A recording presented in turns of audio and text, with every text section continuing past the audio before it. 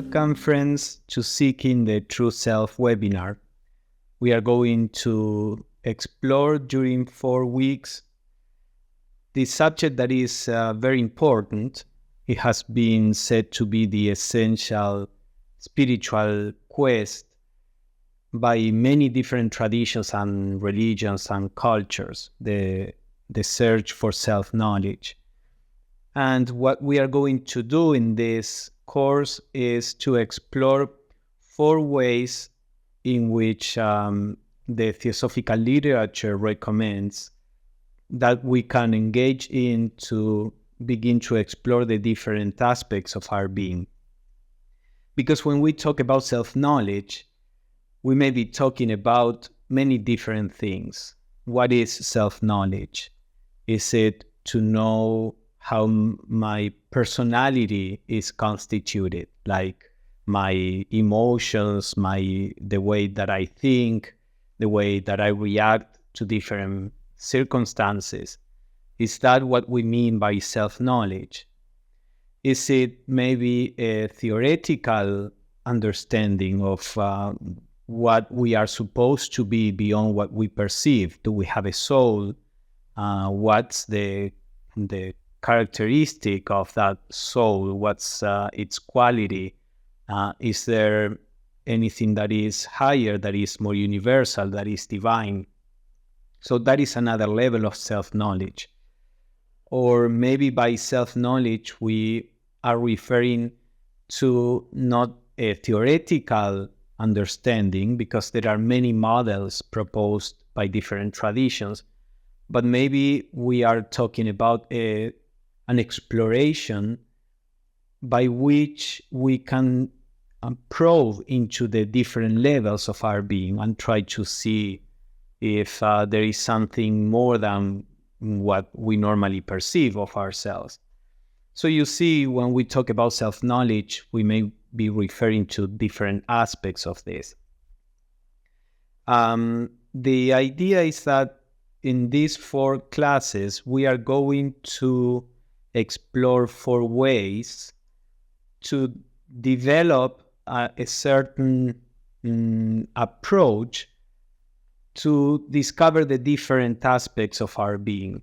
We will start with what can be a more basic, but by no means simple or superficial approach. And then as we proceed, we will move into a deeper and deeper view and also method to try to discover what we are. The idea of self-knowledge, sometimes the word knowledge is related to information. Perhaps we can call it self-perception. Perception is what we actually see. So what is the field of perception that we have of ourselves? Is it that we are aware only of our physical needs, our physical appearance, and most of what we do in our lives goes around our physical being? Are we aware also of our emotional needs, our emotional makeup, or our mental needs also, or aspirations? There is a part of humanity that for whom the mental needs are not very important. Perhaps the emotional needs are far more powerful. But for another portion of humanity, learning, knowing, understanding may be more important. Now, is our field of self-perception limited to this? Is there any way that we can go beyond and begin to perceive something that is not in the field of thought, emotion, and body? So these are the different aspects that we are going to explore. For the presentation today, I am going to use mainly quotes by Madame Blavatsky, although other theosophists also have similar quotes that I could have used. But we will start with the first approach that I call self-examination. As I said, self-examination, this first method I think is the one that is closer to what we can work with meaningfully. But then we can proceed deeper, leaving behind the methods that are available at this level. Let's start as a way of introduction with a quote from Blavatsky. And she says, as physical man, and when she uses the word man, she explains she wasn't using it in the sense of male or female. Man comes from the Sanskrit and from the Indo-European root. Many of the Indo-European languages, English is one of them, derived from Sanskrit or from a language that was previous to Sanskrit. But many of our words have a Sanskrit root. So man has a Sanskrit root, which is the same as in Sanskrit manu, which means basically that entity which is capable of thinking, of considering, pondering over. So Blavatsky used many times this word man to refer to a rational being. There are beings in the universe that are not rational either because they have not yet developed reason or because they have transcended reason. So when we see in early theosophical literature, the word man is used in this technical way. So as physical man, limited and trammeled from every side by illusions, cannot reach truth by the light of his terrestrial perceptions, we say, develop in you the inner knowledge. So here first she is proposing that we are surrounded by illusions. The word illusion can be interpreted in different ways also. An illusion may be a psychological misunderstanding. We may be relating to a person thinking that that person doesn't like us, for example. For whatever reason, we get that interpretation. And many times it may not be true. Now, and that perception may condition the way we relate to this person. Now, even if that is true, the fact that it is important that the other person doesn't like us is also an illusion, in the sense that we may be giving undue importance to something that is very passing, very irrelevant. If we look at things from a different state of consciousness, whether people like us or not is just part of life. People are free to like us or not like us, and most probably we cannot get everybody to like us or everybody to not like us. So it's just part of life, and as the Stoic philosophers would say, it doesn't really matter. So we could say that the idea that a person doesn't like us is an illusion in that way too. But illusion also means that we relate to appearances, not to the truth of things, not to the essence of things. Even from a physical point of view, we see that everything around us is very solid, and physics has discovered that that is not the case. Not only space is the major component in anything that we see around, the idea that the atoms are there is a relatively long distance between two atoms, and even within the atom, between the nucleus and the layers of electrons, there is also a lot of distance. So basically, most objects around are made of space. But even the atoms themselves, they are not particles. This particle is just energy, which is not solid. So how come that we feel that everything is solid? So this is an illusion that our senses present to us. It doesn't mean that the table doesn't exist. It means that what the table really is not what we perceive it to be. So basically, Blavatsky says that we are surrounded by illusions, physical, psychological, spiritual, And we cannot really perceive truth by the light of our, as she says, terrestrial perceptions. The perceptions that come through our senses, that come through the what in theosophy we call the physical plane, that plane of consciousness that moves through matter as we know it. So she says we must develop a kind of inner knowledge. So she's postulating here that there is a knowledge that is beyond the perceptions that we gain through the senses. In the past, here in the West, for example, the Greeks, Plato, would regard physical sensory perception as the lowest kind of perception. There is this physical perception, and our senses are constantly fooled. We think that the sun rises and sets, and now we know that the sun is relatively still in connection to the earth, and it is the earth that goes around the sun, or all kinds of illusions. So the Greeks didn't trust the senses too much, certain Greek philosophers. Then there is the mental perception, and which they would call opinion. Plato would call opinion, which is what we have in general about the world. We have an opinion. Of most things we talk about, we have very little direct perception, direct experience, and most of our experience is by means of the senses, which were flawed anyway. So the opinions cannot be reliable. By means of opinion, we can understand that the sun may be, still, and the earth is around the sun.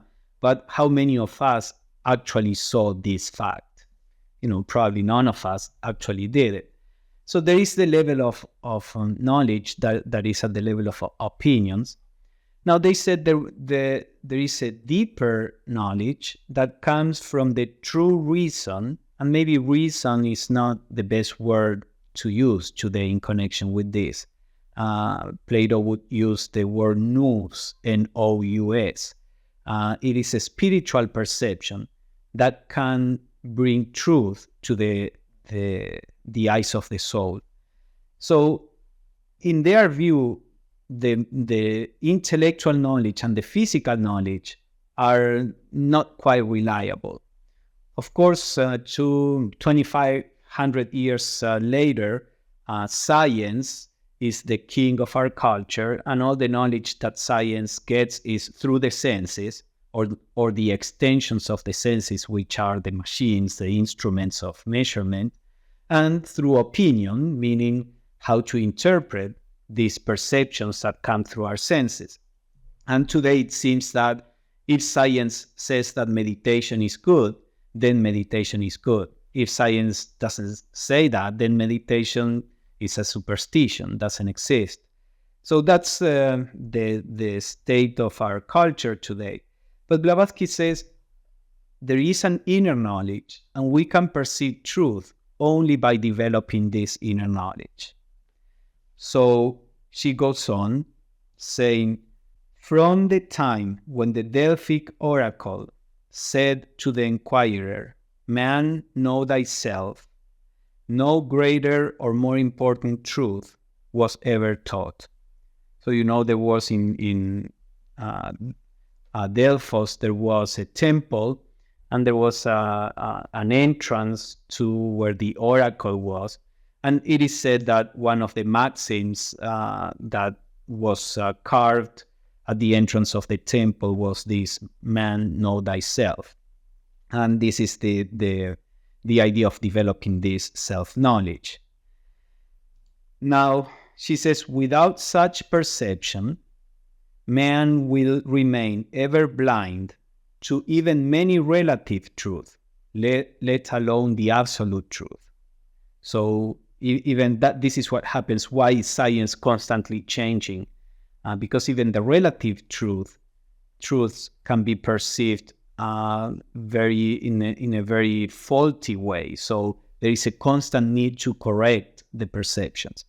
Even in modern philosophy, there is a constant turning of theories about life, human beings, society, from one theory to the next and to the next and to the next, because even the relative truths of that can be approached by means of thinking, of our regular thinking, are again can be perceived in a very faulty way. So if this is the case with relative truths, with the things that we relate to, in our daily life, what can we expect about spiritual truth or the absolute truth, the ultimate truth? So then Blavatsky goes on and says, man has to know himself. And what does she mean by that? She says, acquire the inner perceptions which never deceive before he can master any absolute truth. So we need to know ourselves. And by that, she doesn't mean just to collect, an amount of information about ourselves, but to develop that inner perception, that perception that transcends the senses, that transcends the mind, by which we can really perceive, know, if we want to use that word, ourselves, before we can understand truth, or we can, let's say, understand. Again, we are talking with words that belong to mental perception. But what we are referring to here is a perception that is completely different. It's not just knowing about something, but knowing through this inner perception is becoming, means to become the object of perception. So she says, absolute truth is the symbol of eternity, and no finite mind can ever grasp the eternal. Hence, no truth in its fullness can ever dawn upon it. So this is part of what I was saying. Through the mind, truth cannot be perceived through the mind. It can be realized. Maybe realized is a little better word. But that is a process that happens beyond the confines of the mind, because the mind is a limited principle. But the infinite is in ourselves. The infinite is the source of what we are. Actually, the infinite is what we are. So when we become aware at that level, when we become aware in that state where we are not the limited, then we are the truth there. So Blavatsky says that to reach the state during which we can see and sense it, and again, we have to use the words that are created that apply to our senses, to our mind. So this is all symbolic language. But basically, she says to reach the state during which we can be in touch with the truth, we have to paralyze the senses of the external man of clay. So we will see this during the course of these 4 weeks. But basically what she's saying is that either we perceive through our terrestrial senses, we perceive through our conditioned mind, or we can quiet that aspect of ourselves so that a new perception can be opened.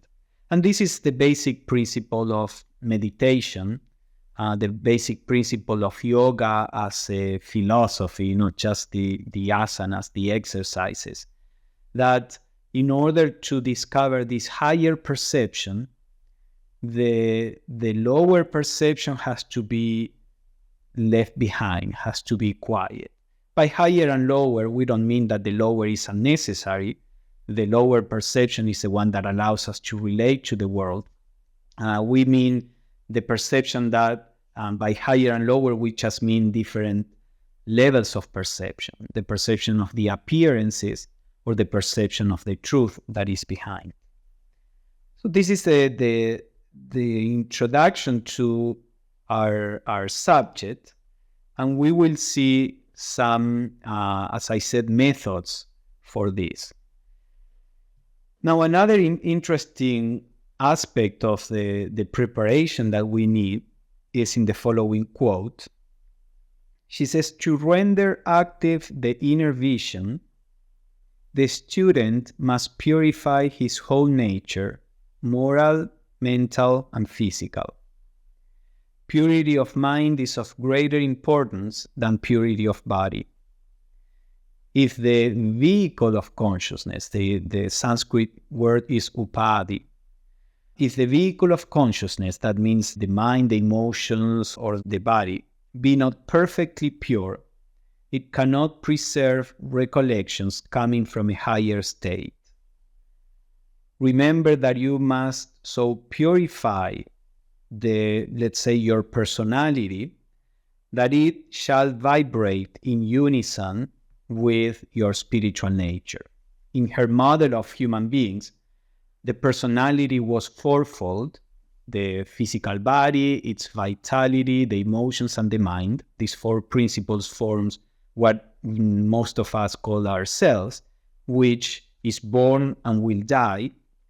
And then there is a higher eternal aspect of ourselves, that is the universal being in which we all participate, then the source of wisdom, of perception of truth, of which we are talking about, buddhi in Sanskrit, the seed of enlightenment, and then what we can call the soul, or the source of pure reason and the source of self-awareness.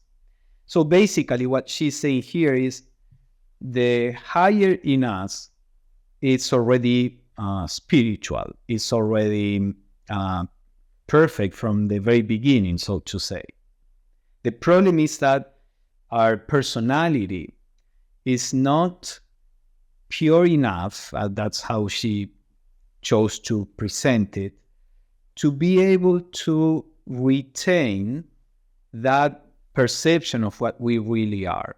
So, for example, when our personality is in the best state, no stress, no active needs, a sense of inner contentment, when the personality is at its best, it's far easier to see beauty in life, to feel love, to be generous. And why is this? Because the personality is in a state which is similar to what our higher nature is. Therefore, it's like attuned, it's like different, musical instruments. To play a perfect music, the instrument has to be attuned. You may be a perfect musician, but if the instrument is not good, you cannot express that beauty. So in a similar way, our personality cannot express the beauty of what we really are. So she says it is important to work on our all these levels: physical level, moral, meaning emotional, ethical, the mental level, so that little by little they are attuned with our higher nature, and then our daily life will begin to express what this higher nature is. So these are aspects that we are not going to go too much into. I mean, in this first class, we are going to take this a technique that works in this way, but then we will move forward. But we should not lose sight of this, because in today's spirituality, there is a tendency of, especially in the West, of thinking about spirituality as a collection of techniques. So we are developing a technology of spirituality. So we think that merely applying a technique, the technique is going to produce its effect. We don't need to make any change in our lives. We don't need to try to live in a particular way.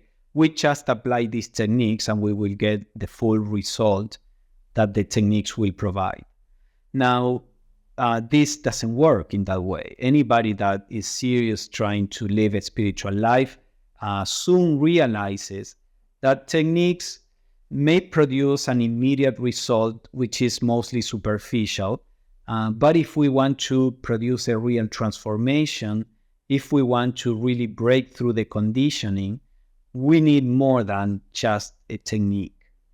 So along with that doesn't mean techniques are not useful. They may be useful, and we will see actually some ways of going about it.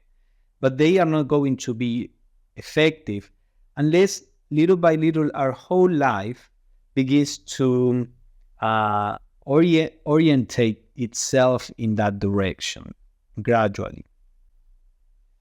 So then another aspect that is important to keep in mind in connection to what I just said, she says the great difficulty to be overcome is the registration of the knowledge of the higher self on the physical plane.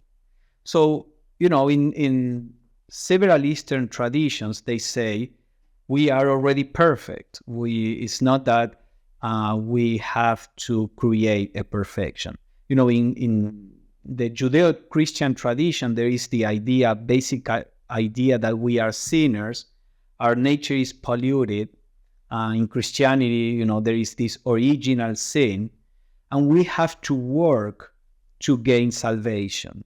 We have to try to make ourselves perfect as the Father is perfect in heaven, so that we can enter the kingdom of heaven. So the Judeo-Christian tradition tends to look at ourselves as faulty entities, creatures, that the Creator and generated. In the Eastern tradition, of course, there are all different points of view, but generally you find in many the idea that we are already perfect. So which one is true? And if we are already perfect, how come that perfection is not seen in the world? So from a theosophical point of view, we would say that the Eastern philosophy is describing our spiritual nature, which is already perfect from the very beginning. And the Western tradition is talking about our personality, the temple, or that edifice that should become the temple of the Holy Spirit, but it is not at this point. So the personality is not perfect. There is a lot of work to do on the personality. Now, what Blavatsky says basically is that the problem why we don't express that perfection is because we don't know it. On our physical being, we don't know that if somebody comes and saying you are perfect already, you say, what does it mean? It's like that beggar that was asking for a little bit of food every day to be able to survive. And he used to be sitting on an old chest. And then he never knew that inside the chest there was a lot of gold. He was not poor, he was very rich and wealthy. But because he didn't know, he lived all his life as a beggar and he behaved in that way. So similarly, there is all this wealth, not of money, not of objects or this or that. There is this wealth of love and compassion and wisdom and peace and harmony. That is what we really are. But we cannot register in our physical, through our physical awareness, that aspect. So that's what Blavatsky is saying here, the registration of the knowledge of the higher on the physical plane. So she says to accomplish this, the physical brain must be made an entire blank to all but the higher consciousness. When the brain is thus rendered a blank, an impression from the heart, which is a symbol in theosophical literature for buddhi, for the spiritual wisdom, may reach the brain and be retained. So here is again the principle of meditation. We have to learn how to take our attention and our awareness away from the interests of the personality and direct it towards what we really are, whatever that is. And in doing so, we can start perceiving that perfection that is in ourselves. Now, this is not an advice to relinquish the world, to move away from the world, because in the theosophical view, the aim of life is to help us overcome the illusion. So if we isolate ourselves and just meditate, what happens is that there are many limitations that are intrinsic in ourselves that we will never discover because they are dormant, but they are still present. So the growth only through meditation is very slow. And Ibesan used to say, if you just meditate, your growth will be very slow. If you just go in the world having experiences without any awareness, any pondering over the experiences, your growth will be very slow too. But if you combine the life as a teacher, and you spend time to look inside, to take this inner journey where you start discovering different aspects of yourself, then your growth or your awakening can be much faster in a sense. So basically what we are going to see during these 4 weeks are ways to work in this direction, ways to remove meditative ways to remove our attention from the personality, which is the only thing that we perceive, and direct it to that inner essence of what we are, which is the source of wealth, of spiritual wealth in us. So let's first look a little more into this idea of buddhi, of this spiritual wisdom that is part of what we are, and how it relates to our mind. Blavatsky says there is a spiritual consciousness, and this spiritual consciousness is our mind. She uses the Sanskrit term manas, which means mind. Is our mind illumined by the light of buddhi? The word buddhi in Sanskrit is from the root bud, which means to awaken or means to throw light on something. The Buddha comes from the same root. So there is a principle of enlightenment inside of us, which is this buddhi. And what we call spiritual consciousness is when the mind, when our sense of I-ness, because our sense of I-ness is based on our mind, and our self-awareness is based on the mind. If we go completely beyond the mind, there is no sense of individuality. There may be a sense of unity, but not sense of individuality. So the sense of I-ness, of individuality, expresses itself through the mind. When that sense of I-ness is connected to my thoughts, emotions, and body, I say, I am this personality, limited, this personality that has its own needs, that may be in opposition to other people or to the environment, etc. It's this idea of I am the beggar. Now, when that sense of I-ness unites with wisdom, with buddhi, there is this realization that we are far beyond this little personality, that we are simply, we are the universal self expressing in this particular way that we call myself. But there is a sense that we are actually the universal self expressing in this way, not just this little way of expression.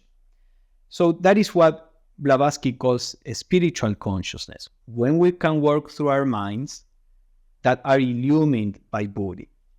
And she says that this kind of consciousness can subjectively perceive abstractions.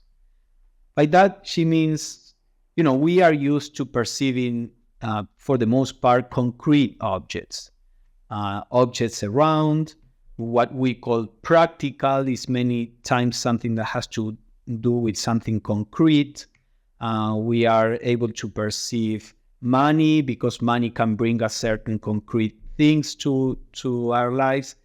But then all these other things like virtue, unity, universality, eternity, they are abstractions for most people, and they are not appealing.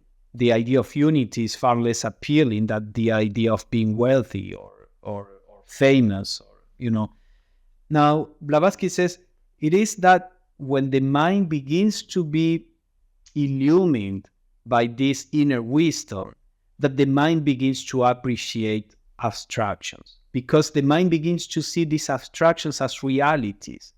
Yes, virtue is important. I see that it's a reality, that unless we live a good life, then we cannot expect harmony or peace or love or compassion. The mind that begins to understand that is a mind that begins to be illumined by the inner wisdom. And the more that happens, the more important these abstractions become for the person, and the more concrete aspects become less attractive.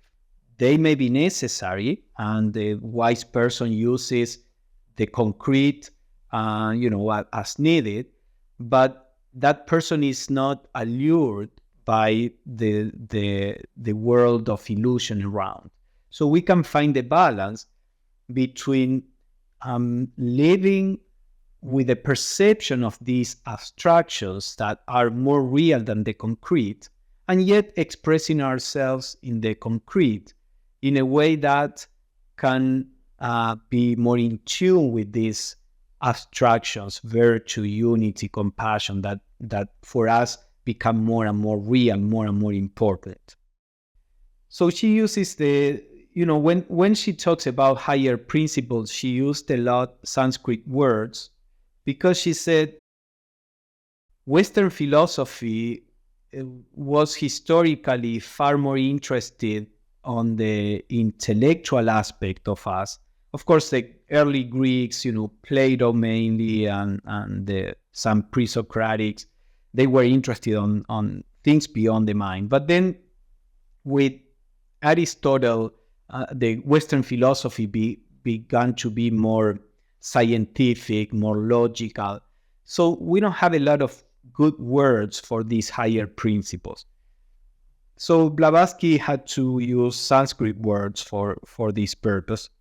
So she uses the word taijasa, and she explains that taijasa means that which is radiant. So she applies it to the mind. The Sanskrit word for the mind is manas, because again, manas is far more than what we call mind. The lower aspect of manas is what we understand as mind, but the higher aspect of manas is a transcendental intelligence for which we don't have words in our modern languages. Plato would call it nous, the word that I mentioned before, N-O-U-S. But then in modern languages, we don't have really words for that. So she uses the term manas taijasa for this illumined mind. So she says that taijasa means the radiant in consequence of its union with buddhi, with this source of wisdom. That is, manas, which manifests through our brain as the mind, but on the inner place, it is what we call our soul. So manas, the human soul, illuminated by the radiance of the divine soul, which is buddhi. Therefore, manas taijasa may be described as the radiant mind, the human reason led by the light of the spirit.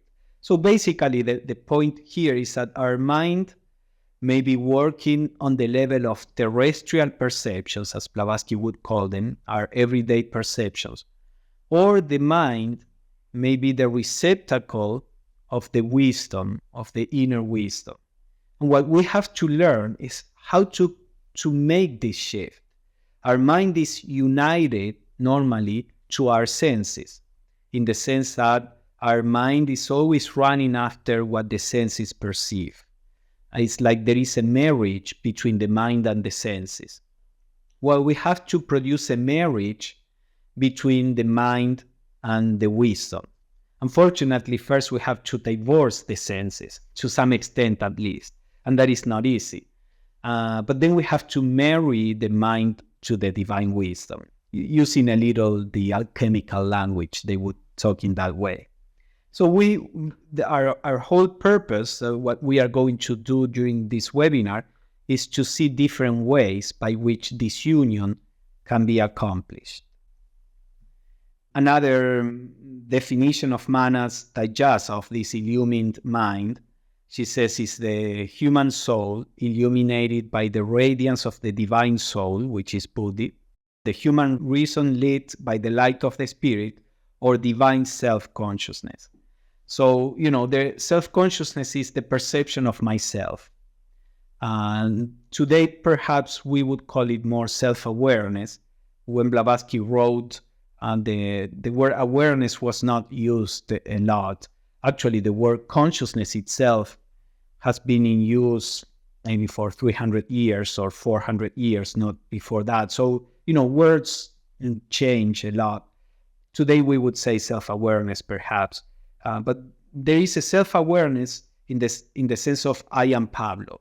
By that, I normally mean I am my mind, my memories, my desires, hopes, hurts, psychological history, my body, pretty much what most philosophers today would describe that human beings are.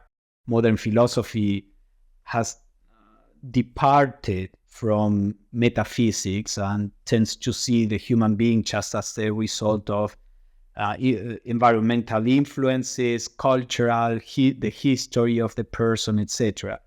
And that is true for the personality. And that's all we are aware of. That's why the philosophers are saying, wait a second, why are we talking about, this soul and these spiritual things that we cannot perceive? Now, the fact that most of humanity cannot perceive these spiritual aspects doesn't mean that the spiritual aspects don't work. It means that our perception is very faulty, it's very limited.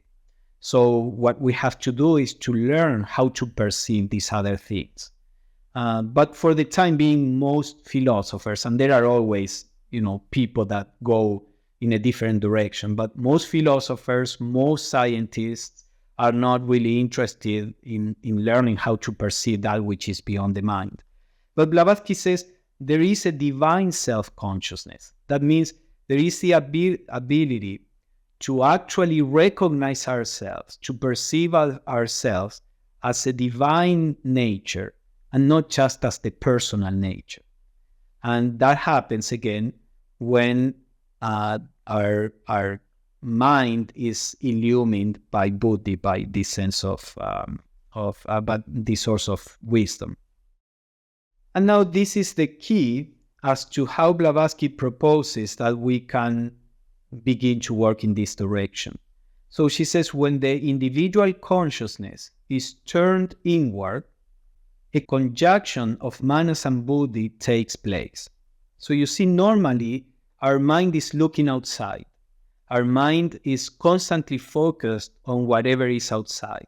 This is why in the scientific field, we have been able to perceive galaxies that are thousands and I think even millions of light years away from us, which is unthinkable. How did we develop this ability to perceive, to detect, to see something that there is no way we will ever be able to be there? It's so far away, so it's mind-boggling. And science has developed that ability. Or we can perceive subatomic particles, which last less than nanoseconds. Again, it's a measure of time that we cannot even conceive. And yet, we know how to detect that. But we have no idea how to perceive our true nature, how to solve conflict, how to be compassionate. That is because in the history of humanity, except for relatively few individuals, our mind has been constantly focusing on the outside. If we had applied all that energy to look inside, we would all be enlightened. Of course, there is a reason why the mind is focused on the outside. At least in the theosophical view, there is an evolutionary process, and that's the inevitable first step. But then she says that when the mind begins to look inside, to turn inward, then that mind begins to be in touch with Buddhi. When we look outward, then we are in touch with the senses. There is this marriage between the mind and the senses. When we turn our awareness, our attention, even our reasoning inward, then the marriage between the mind and wisdom begins to take place. So how are we going to accomplish this? Today we will see the first technique. And as I said, as we go through the weeks, we will approach this on deeper levels. So the first approach is what I call as meditative self-examination. So Blavatsky says this was written at a time when in the West meditation was completely unknown. The only thing we knew in the West was prayer and maybe contemplation in the sense of the mystics, but very few people knew about the mystics. And then the Theosophical Society was the first organization in the West to bring these ideas of meditation, concentration, this kind of inner work other than prayer. So somebody asked her how to meditate. She said that genuine concentration and meditation, conscious and cautious, upon one's lower self, in the light of the inner divine man and the paramitas, is an excellent thing. So there, almost every phrase is part of the instruction here. So concentration and meditation, today we know, focusing our attention on something and then meditating on it. Now she says conscious and cautious. She was never in favor of falling into unconscious trances. She says meditation is variable as long as you maintain your perception. You may be in complete silence, not thinking, not feeling anything, but you are there, you are present. That means that you are conscious, aware. And then cautious also, because this work of inner exploration is not for everybody. Most people don't want to see what is inside, and therefore they are not attracted to this kind of discipline or practice. We all know that when we start looking inside, there are many things we don't like, because these things are not ours really. My mind is just an expression of the mind of humanity. And there are many elements that, I may not like there. But if we are going to discover what we are, we have to face all this. And therefore, we can go in a cautious way, in a Krishnamurti, an Indian philosopher, let's say, relatively modern. He died in 1986. He used to say, we have to go in this inner exploration hesitantly, in the sense of carefully, go step by step, don't rush, and we are going to see all this. So that kind of meditation upon one's lower self, meaning the personality, my mind, my emotions, my body, my memories, wishes, etc. But in the light of the inner divine man.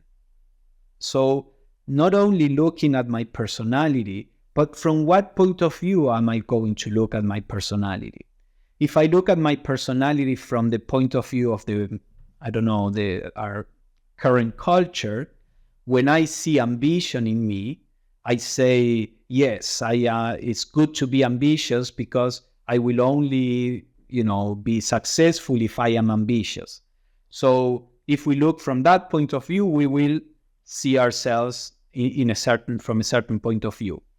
But if we look at the personality from the point of view of the spiritual nature, we will see things in a different way. And also, the lower mind, the mind of the personality, is very judgmental, is afraid, is ambitious. And normally when we look at ourselves with all these elements, with fear of what we are going to find, with the need to see ourselves as a good, nice person, with all these things that really belong to the lower mind. The higher nature in us is beyond any sense of any judgmental sense. It's beyond any sense of condemnation. The higher in us can see things as they are, just as they are, and many other qualities that we are going to talk about later. So the idea is that we can meditate on our own personality to get to know this first aspect of ourselves, the personal aspect of ourselves. But we do it from the point of view of the higher consciousness and from the point of view of the paramitas. The paramitas is a Sanskrit word that means perfected virtue, which is used in Buddhism mainly.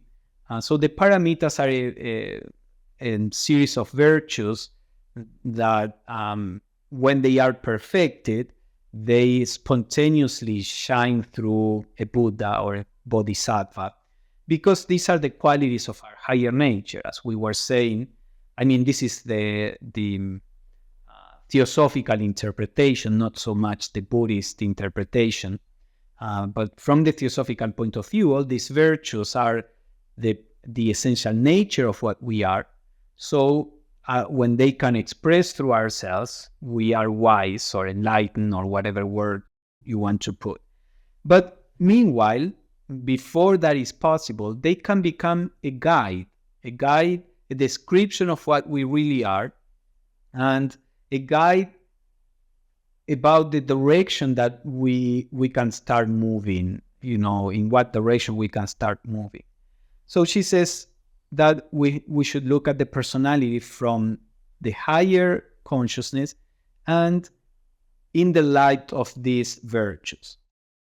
So here are the paramitas, as Blavatsky described them in her book, The Voice of the Silence. Normally, the paramitas are described in Buddhism as 6 or 10. And there are other accounts where the numbers vary, but mainly they are presented 6 virtues or 10 virtues. Blavatsky presented 7 virtues for her, or according to her, 7 is a very important number that talks about the constitution of human beings and the cosmos. So perhaps these virtues, in her view, had to do with each one of the different aspects of a human being. But regardless of that, this is how she explained them. The first virtue is dana, which is charity or generosity. Then shila, which is basically what we could call morality or harmony. She described it as harmony in word and act, a good conduct, let's say. Then shanti, which is patience, forgiveness, like tolerance, this quality of being gentle in a sense. Then viraga, this is the one that she added that is not normally in the description of the 6 virtues in Buddhism, which is indifference to pleasure and pain, dispassion. But indifference means to be not different, meaning that some things bring to life pleasure and some things bring to life pain.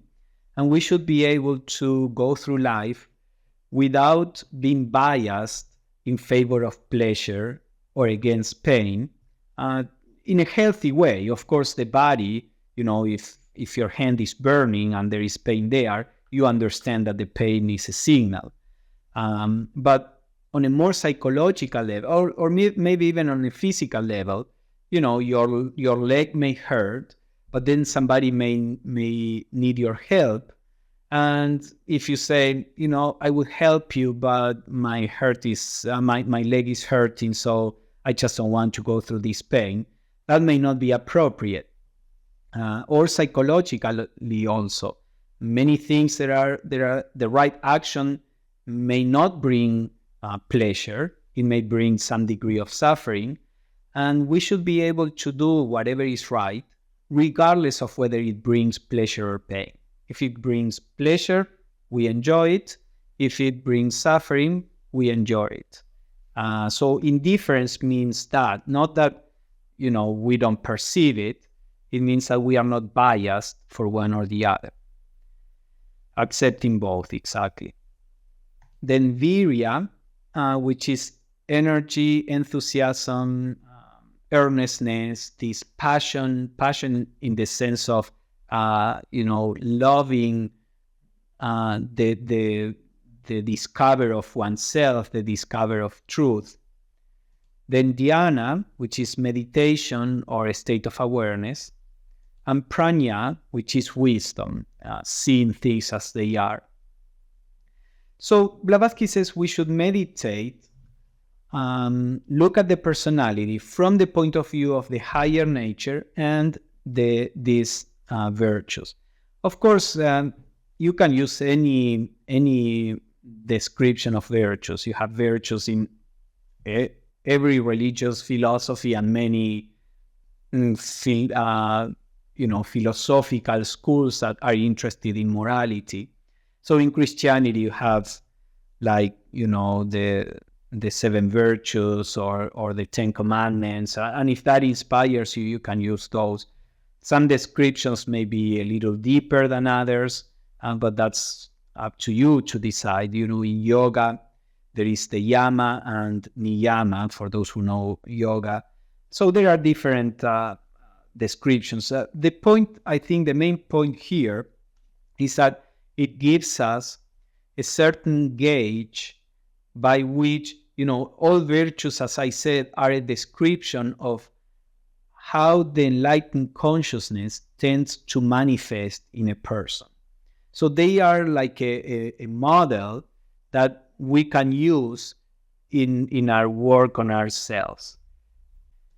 So how can we apply this? The first approach to self-knowledge could be done in this way, this first approach that we are going to explore in this course. You begin by pondering over the essential quality of a virtue that you choose. Suppose, let's go back to the paramitas, dana, generosity. So you will start looking at your personality, getting to know how your personality reacts to the world in terms of generosity, for example. So first, you start pondering over what does it mean to be generous? Not only giving money, giving food, which all that may be important, but how generous we are in different situations, and we are going to see that later. But at this point, the idea is to meditate, trying to get to the essence of what it means to be generous. Maybe we are giving a lot, money, care, this or that, and we may be hurting the person because maybe we know that person with that money, either we are not stimulating that person to be self-sufficient, or that person is using the money in the wrong way. Is that to be generous? Or maybe I'm doing that to buy the affection of the person. So is that generosity? What is essentially to be generous? So we can spend a few minutes in our meditation trying to get to the essence of what generosity is. The idea in theosophical literature, it is explained that we become that which we contemplate. So by regular meditation on a virtue, we are beginning to awaken that aspect of generosity that is in our true nature, and our mind begins to be attuned to that aspect of ourselves. For example, if you start developing or learning about painting, through paying attention to colors, to paintings, etc., you become more sensitive to different shades of color that before you were not sensitive. The only difference, you didn't develop a new eye. You had always the same eye. But because you pay attention to that, now you become sensitive. So in a similar way, because we start paying attention to certain virtues, we become more sensitive to that. And that virtue can begin to express through us. So there is an intrinsic value in meditating about virtues. So the first step is this. Then, bring to your mind the fact that if all the obstacles were removed, you would spontaneously show this virtue, because this is part of who you really are. When we are not generous, it's not because generosity is not part of our nature. It's because fear may be in the way, greed may be in the way, ambition may be in the way, or whatever it is. If that was not there, the generosity that is part of who we are would naturally, spontaneously express. So it's important to realize that this perfection of virtue is ourselves. That is what we are. In the best of our days, when we are happy, when we are not stressed, we are far more generous than when we are afraid, for example. So the generosity is part of our nature. And then after realizing this fact, we can start examining our personality, the lower self, as it is called in Theosophy, under the light of this virtue. So this is to get to know how your personality works. Remember, we do this from the higher consciousness that is not judgmental. The higher consciousness is like Jesus. Most of us grew up in a Judeo-Christian tradition, but some of you I know are from India or maybe from other traditions. Take the divine human being, Krishna, Jesus, whoever it is, and think of how he would look at imperfections. And the ideal is that, he would be able, or she would be able, to look with love, with understanding, with forgiveness, with compassion. So when you look at the personality, if you did the first two steps of meditation, then your consciousness is closer to this higher awareness. And in time, it will get easier for you to position yourself on the higher awareness. So remember, if there is a feeling of, severity in what you see, realize that severity comes from the mind, not from yourself. If there is fear, that fear comes from the personality, the mind, the emotions. The way, try to let go of that and just look at the personality with love, with understanding, with comprehension, and you just want to get to know the personality objectively, but with a sense of love. So you examine how the personality is in relation to generosity.